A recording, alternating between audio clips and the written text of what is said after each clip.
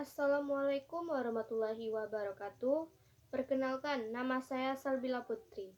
Di sini, saya akan menyelesaikan tugas UTS saya dengan mata kuliah belajar dan pembelajaran. Baik, di sini saya akan menjawab soal nomor 1 dengan persoalan jelaskan pengertian dan ciri-ciri belajar dan pembelajaran. 1. Pengertian belajar.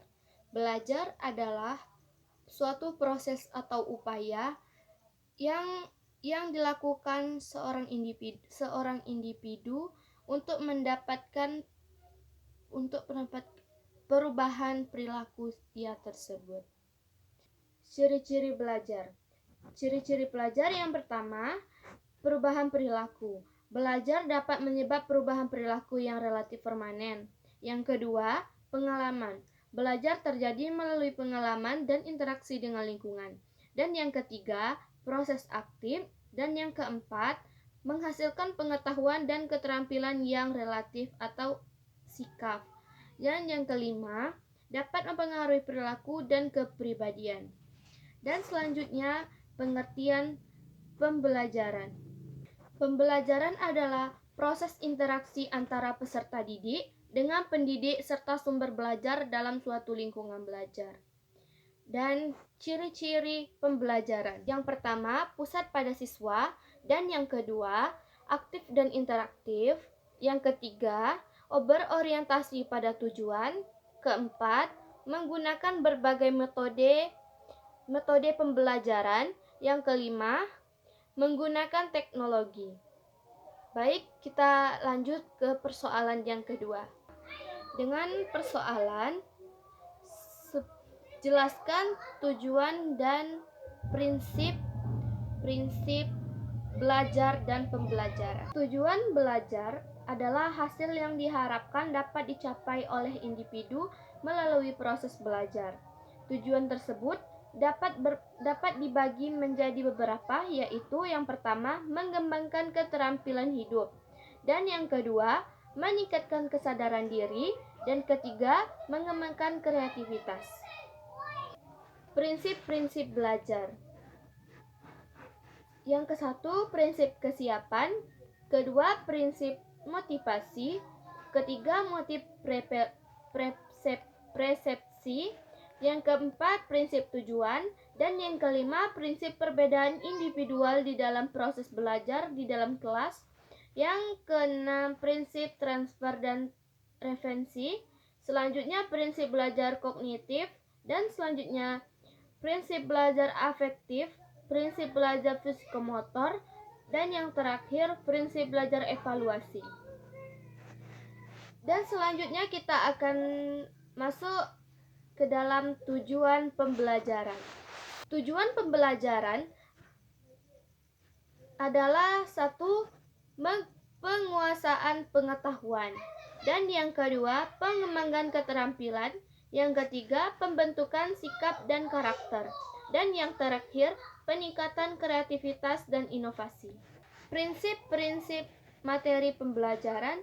Yang pertama, relevansi. Harus dapat membantu siswa memahami dan mengatasi masalah. Dan yang kedua,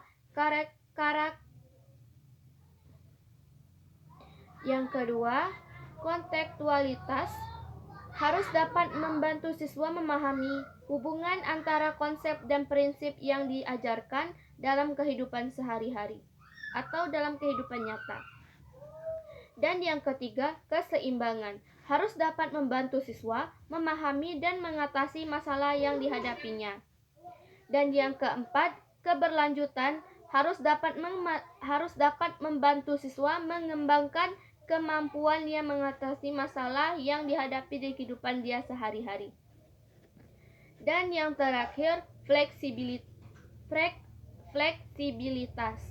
Harus dapat disesuaikan dengan kebutuhan atau kemampuan siswa. Baik, saya akan melanjutkan ke persoalan yang ketiga. Dengan soal, jelaskan pengertian, perbedaan, contoh implementasi pembelajaran, dan referensi bacaan melalui teori behavioristik dan teori konstruktivistik. Yang pertama, pengertian teori behavioristik. Behavioristik adalah suatu pendekatan dalam psikologi berfokus pada perilaku yang dapat diamati dan diukur. Dan yang kedua, pengertian konstruktivistik. Pengertian konstruktivistik adalah berfokus pada penguatan perilaku yang diinginkan, sedangkan teori yang diinginkan. Jadi, perbedaan antara teori behavioristik dan konstruktivistik adalah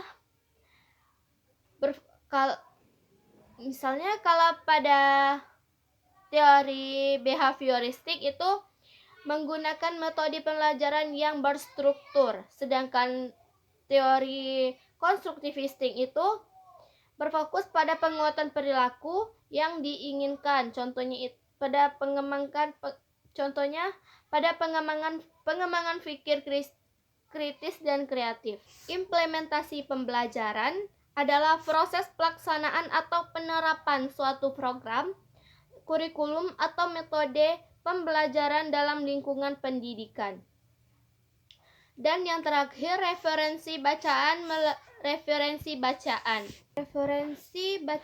melalui teori behavioristik dan konstruktivistik. Referensi yang pertama, B.F.